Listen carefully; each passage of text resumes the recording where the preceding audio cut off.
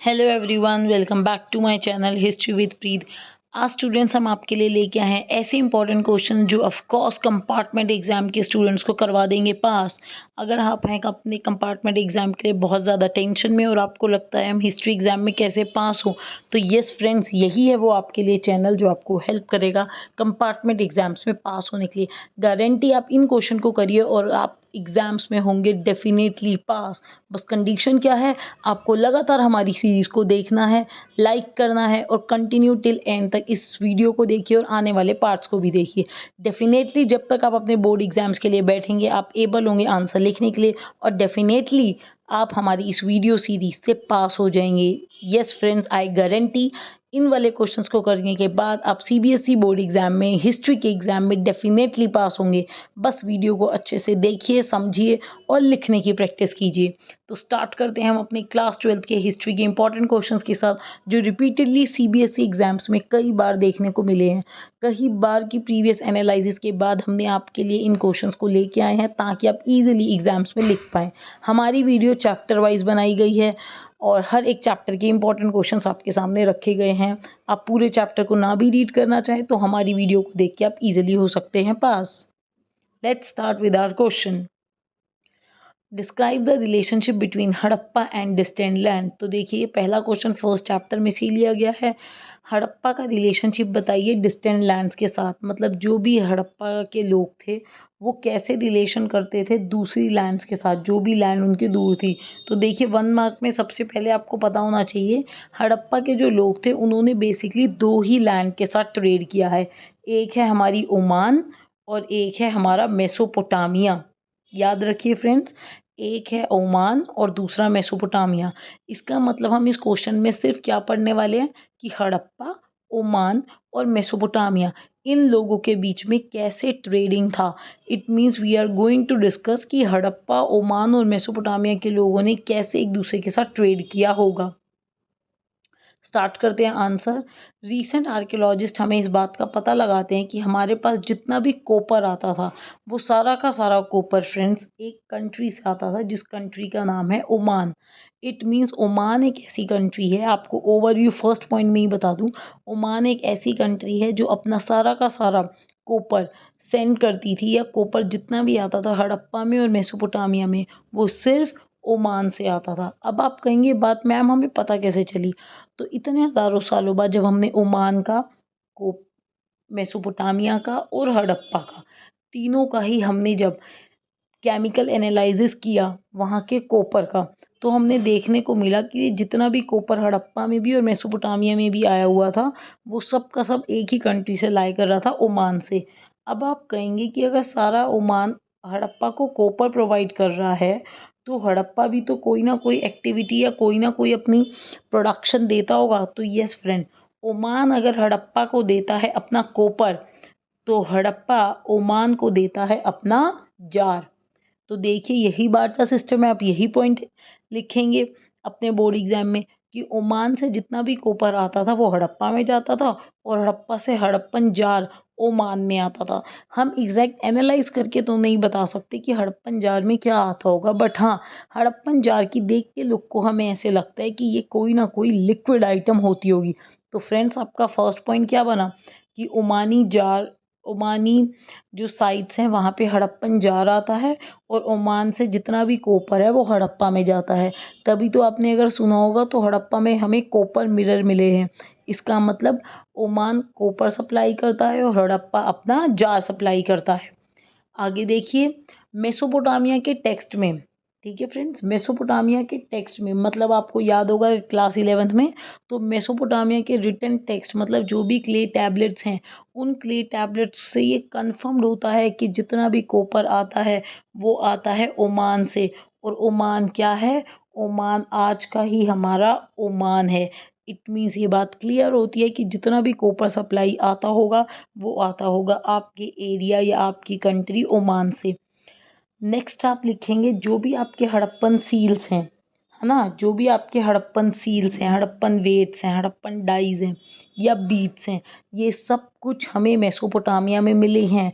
It prove that कि हड़प्पा और Mesopotamia का भी कोई ना कोई रिलेशनशिप रहा होगा, तभी हमारे हड़प्पन सील्स, हड़प्पन वेद्स, हड़प्पन डाइस, ये सब के सब हमें कहाँ मिले हैं? मेसोपोटामिया में फ्रेंड्स। तो आपके लिए मैं दोनों पॉइंट दोबारा रिपीट करती हूँ फ्रेंड्स, क्योंकि कंपार्टमेंट एग्जाम में बैठने जा रहे हो तो आराम आराम से आपके बेसिक क्लियर करते हैं। पहले पॉइंट में लिखेंगे आप, ओमान से ही जार जो है, ओमान का जो कोपर है वो हड़प्पा में भी जाता है, ओमान का ही कोपर जो है वो मेसोपोटामिया में भी जाता है।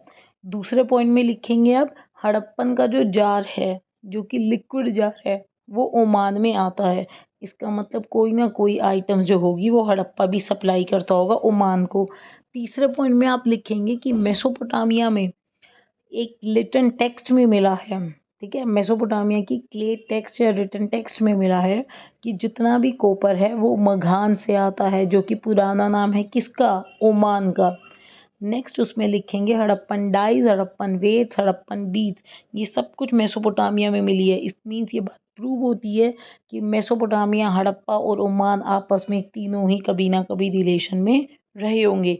एग्जैक्ट नाम याद रख सकते हैं तो बहुत अच्छी बात है फ्रेंड्स, नहीं तो कोई बात नहीं, क्योंकि वैसे भी एग्ज़ाम आप कंपार्टमेंट का देने जा रहे हैं तो आप अपनी हैबिट बनाइए बस लिखने की। आपको लिखने की हैबिट होनी चाहिए। आप हिस्ट्री एग्ज़ाम में जितना लिखेंगे उतना आपके लिए मार्क्स स्कोर करना ईजी होगा। तो आप देखिए क्या लिखा है कि मेसोपोटामिया के टेक्स्ट में दिलमन, मघान और मेलुलुआ के बारे में ज़िक्र है।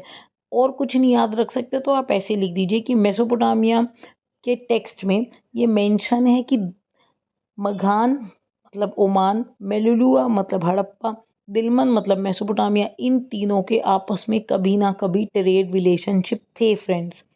तो इट मीन्स ये तीनों ही आपस में ट्रेड करते थे।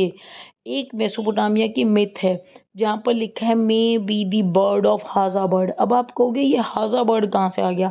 हाजा बर्ड एक इस्लामिक वर्ड है जो कि हमें लगता है ओमान से ही लिया गया होगा, क्योंकि ओमान के साथ आपके मेसोपोटामिया और हड़प्पा का रिलेशनशिप था। तो शायद हाजा बर्ड, जो कि एक्चुअली में इंग्लिश मीनिंग होता है जिसका पिकॉक, वो कैप्चर किया गया होगा और फाइनली ये वर्ड यूज़ किया गया होगा मेसोपोटामिया के टेक्स्ट में। उसके बाद आप एक और पॉइंट लिख सकते हैं कि मेसोपोटामिया के टेक्स्ट में ये लैंड लिखी गई है, कौन सी लाइन?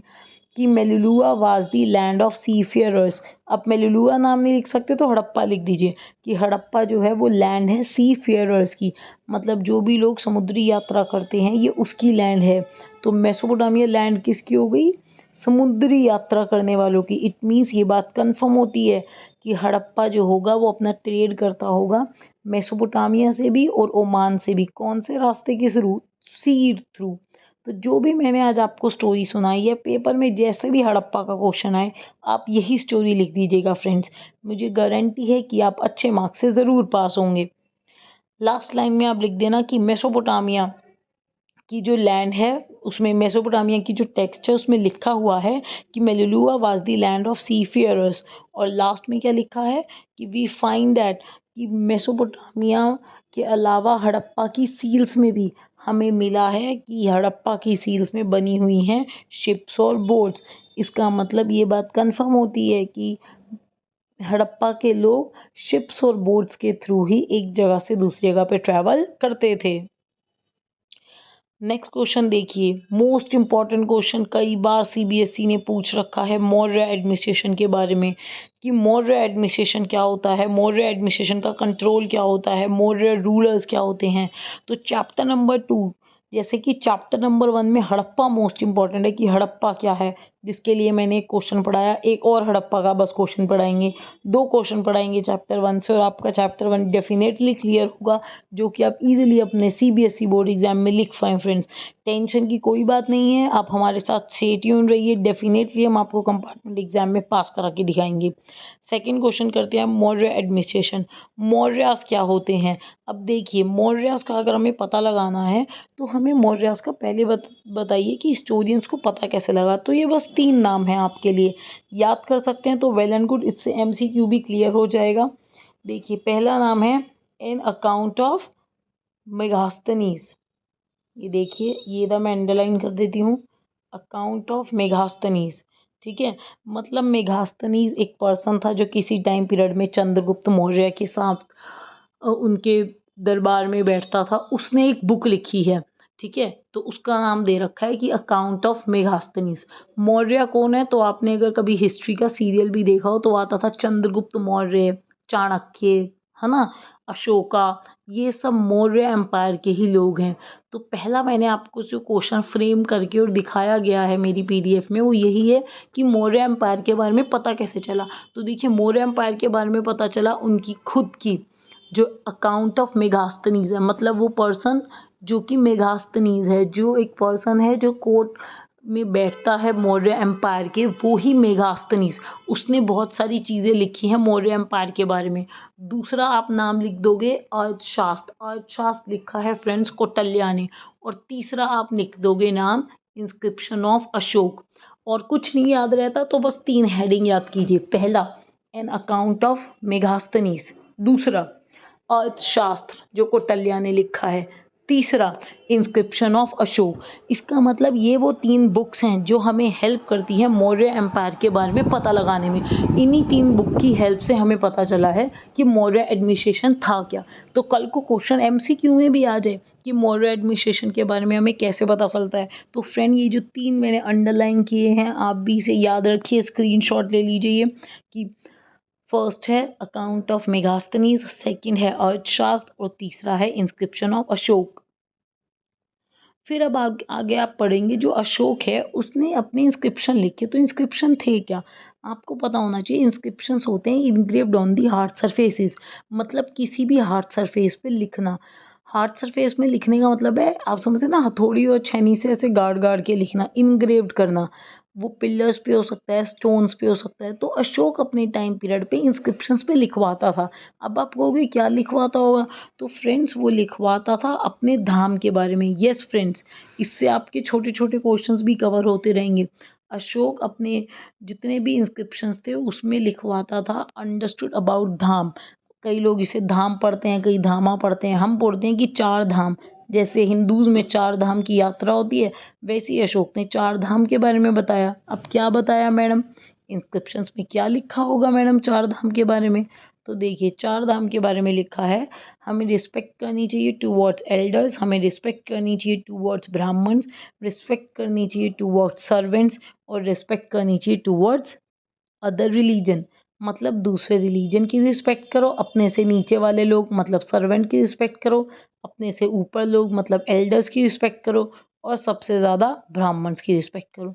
ये 4 चीज़ें जो थी वो अशोक ने सब जगह लिखवाई, जिसको वो धाम के नाम से स्प्रेड करता था। यही उसके इंस्क्रिप्शन है।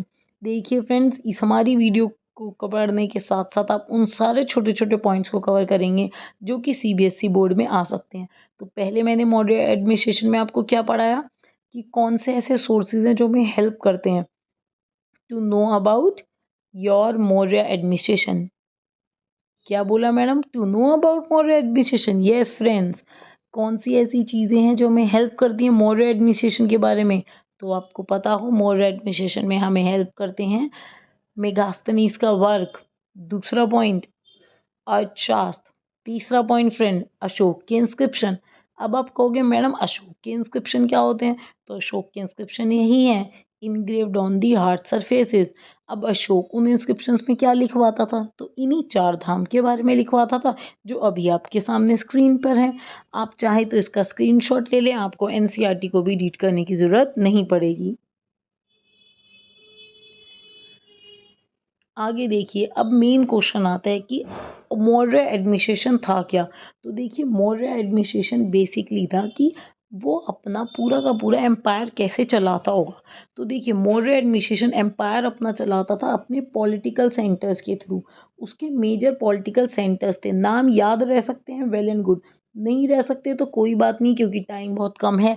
आप सीधा लिख दीजिए मौर्य एडमिनिस्ट्रेशन के अपने मेजर 5 पॉलिटिकल सेंटर्स थे, तक्षशिला, उज्जैनी, तोसाली, स्वर्णनगरी। ये सब बातें हमें कैसे पता चली हैं, तो हमें ये बातें पता चली हैं अशोक के लिखे गए इंस्क्रिप्शन से ही। उसी के ये सेंटर पे वो सबसे ज़्यादा कंट्रोल करता था, इन्हीं सेंटर से वो अपना एडमिनिस्ट्रेशन करता था। फ्रेंड्स, हिस्ट्री में एक रूल हमेशा ध्यान रखिए, जितना ज़्यादा आप लिखेंगे हिस्ट्री में पास होना उतना ही आसान है। क्योंकि अब आप कंपार्टमेंट में हैं तो 28 जुलाई के नियर बाई से एग्ज़ाम स्टार्ट है। टाइम कम होने की वजह से आप कंटेंट को ज़्यादा से ज़्यादा सुनिए, ताकि आप ज़्यादा से ज़्यादा लिख पाएँ। तो हमारे 5 सेंटर हैं तक्षशिला, उज्जैनी, पाटलिपुत्र, स्वर्णनगरी। इन सब चीज़ों के बारे में अशोक ने अपने इंस्क्रिप्शन में मेंशन किया हुआ है। आप चाहें तो ये नीचे डिटेल में पढ़ सकते हैं कि आज इंडिया में ये कहाँ है, नहीं तो इसे इग्नोर कर दीजिए। आप बस 5 सेंटर के नाम याद रखिए, पाटलिपुत्र, तक्षशिला, उज्जैनी, तुसाली और स्वर्णनगरी। अब इन्हीं सेंटर्स को क्यों चुना गया? तो देखिए, तक्षशिला और उज्जैनी को इसलिए चुना गया क्योंकि यहाँ से होते हैं लॉन्ग डिस्टेंस ट्रेड रूट। ठीक है। स्वर्ण नगरी को क्यों चुना गया? क्योंकि यहाँ पे है गोल्डन माउंटेन्स। पाटलिपुत्र को क्यों चुना गया? क्योंकि ये है उसकी कैपिटल। तो देखिए, सोच समझ के अशोक ने अपने 5 सेंटर बनाए जहाँ से वो अच्छे से कंट्रोल करता था। इसके अलावा वो अपना कम्युनिकेशन करता था लैंड और रिवर लाइन के थ्रू। मतलब जो कम्युनिकेशन वीक्स और महीनों और आप समझिए सालों में होता है, वही अशोक के टाइम पीरियड में कुछ दिनों में ही कंप्लीट हो जाता था। मतलब ना ही मंथ्स लगते थे, कुछ दिन और हफ्तों में अपना कम्युनिकेशन कर लेता था। इसी वजह से माना जाता है कि अशोक के टाइम में उसका एडमिनिस्ट्रेशन बहुत अच्छा था। इसके अलावा भी एक बात है कि अशोक ने अपने टाइम पीरियड में कुछ अपने धाम ऑफिसर भी रखे हुए थे। आप इसके अलावा ऐड ऑन ये भी कर सकते हैं कि अशोक ने अपने टाइम पे 6 सब कमेटीज़ रखी हुई थी। यस फ्रेंड्स, 6 सब कमेटीज़। मतलब अशोक हर एक चीज़ पे ध्यान नहीं देगा, अपने नीचे 6 मिनिस्टर रख लिए। एक मिनिस्टर उसके सोल्जर्स को देखेगा, एक मिनिस्टर उसके बाकी के कामों को देखेगा, एक मिनिस्टर उसके एलिफेंट्स को देखेगा, एक मिनिस्टर उसके हॉर्सेस को देखेगा। आप ऐसे करके लिख सकते हैं कि उसने अपने टाइम पीरियड में 6 सब कमेटीज़ लिखी हुई थी। अब ये बात हमें कैसे पता चली? तो मैंने आपको स्टार्टिंग में ही बता दिया, अकाउंट ऑफ मेगास्थनीज़। मेगास्थनीज़ ने ये मेंशन किया है कि अशोक के टाइम पीरियड में 6 सब कमेटीज़ थी।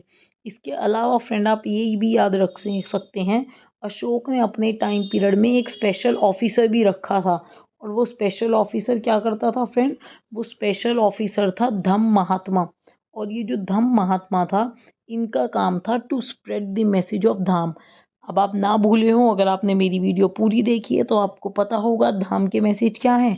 वही 4 धाम के मैसेज।